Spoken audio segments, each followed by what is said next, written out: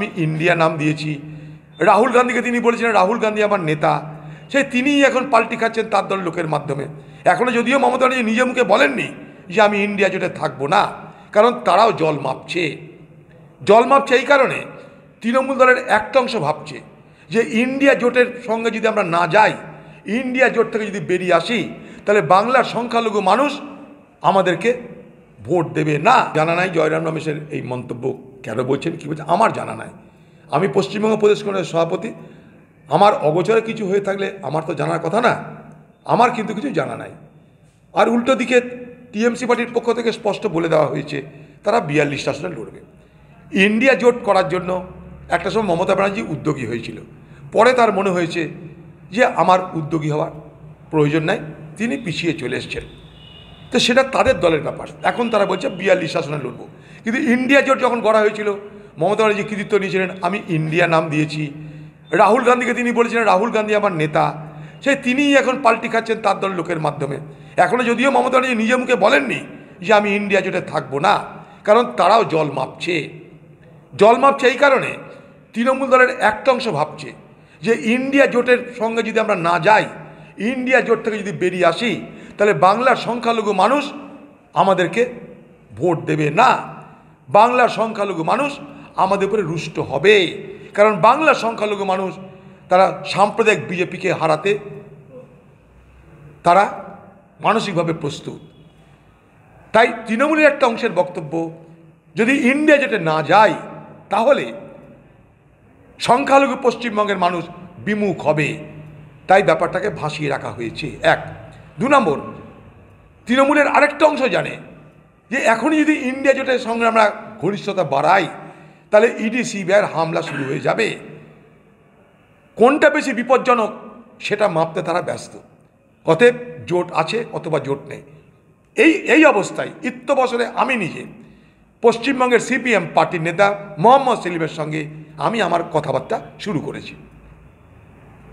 কারণ আমরা চাই পশ্চিমবঙ্গে বামের সঙ্গে আঁতাত করে আমরা নির্বাচন করতে পারে, কিন্তু মানবাধিকার commission, schedule caste commission, schedule tribe commission, যত কমিশন আছে তারা বাংলার ক্ষেত্রে যতটা তৎপর, তাদের নিজের রাজ্যে যখন এই ধরনের সন্ত্রাস হয় গরিব মানুষের বিরুদ্ধে, সংখ্যালঘু মানুষদের বিরুদ্ধে, সাধারণ মানুষের বিরুদ্ধে, শিডিউল কাস্ট শিডিউল ট্রাইব মানুষের বিরুদ্ধে, তখন কিন্তু না শিডিউল কাস্ট কমিশন তৎপর হয়, না শিডিউল ট্রাইব কমিশন তৎপর হয়, না জাতীয় মানবাধিকার কমিশন তৎপর হয়। অর্থাৎ এই সমস্ত কমিশনের তৎপরতা ওঠানামা করে কোন রাজ্যে তারা যাচ্ছে, সেই রাজ্য কাদের হাতে, তার উপর স্বাভাবিকভাবেই তাদের এই গতিবিধিকে, তাদের এই তৎপরতাকে আমি মোটেই আমল দিতে চাইছি না। কারণ তারা কেন্দ্রের শাসক দলের পৃষ্ঠপোষকতা করতে, কেন্দ্রের শাসক দলের স্বার্থ চরিতার্থ করতে এখানে তৎপরতা দেখাচ্ছে।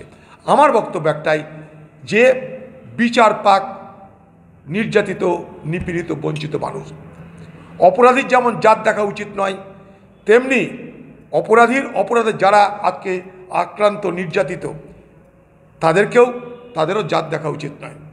এখানে জাতের লড়াই নয়, লড়াই মানবিকতা ভার্সেস অমানবিকতার লড়াই, ন্যায় আর অন্যায়ের লড়াই, সত্য আর মিথ্যের লড়াই।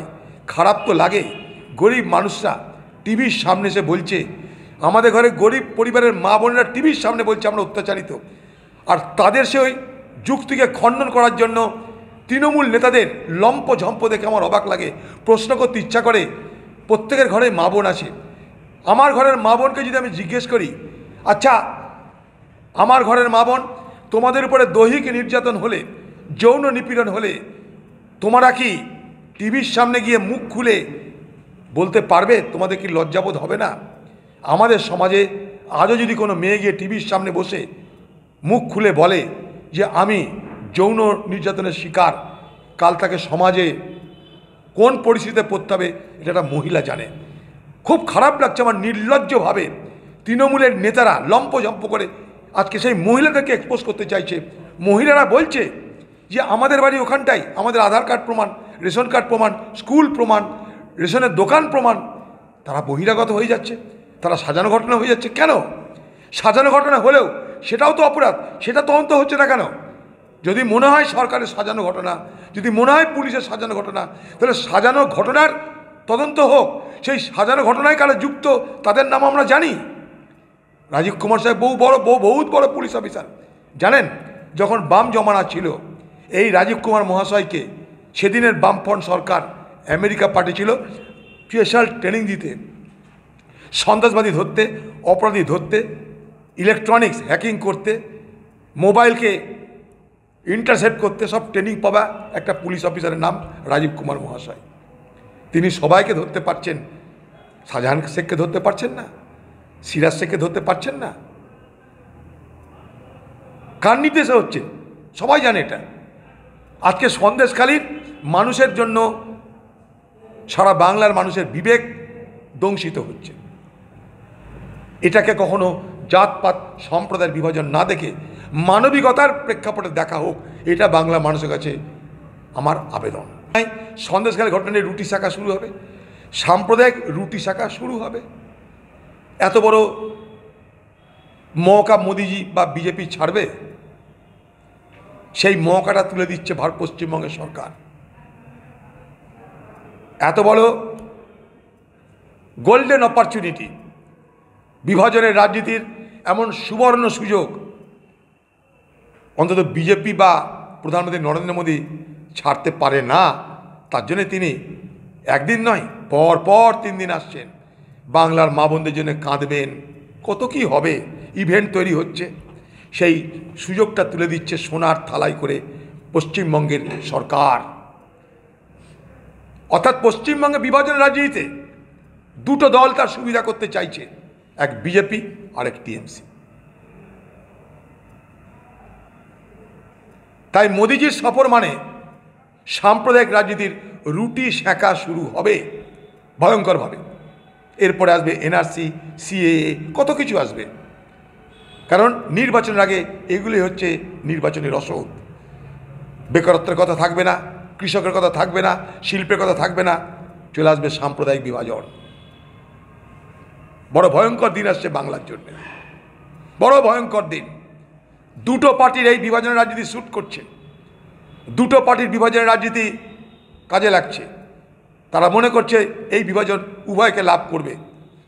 সেই দুটো পার্টি, একটা কেন্দ্রের শাসক দল বিজেপি, রাজ্য শাসক দল টিএমসি। যদি আসে অসুবিধা কী আছে, যে কোনো রাজনীতিতে আসতে পারে। তবে সিংহ সাহেব দাঁড়াবে কোথায় তা তো জানি না। সিংহ সাহেব G20 করার পর বড় সার্টিফিকেট পেয়েছে মোদির কাছে, কিন্তু ওখানে তো ক্যান্ডিডেট হয়ে আছে রাজু বিস্তা। সে বলছে আমি জায়গা ছাড়বো না, ফলে সিংহ সাহেব ঢুকতে পারছে না, ট্রাফিক জ্যাম হয়ে গেছে।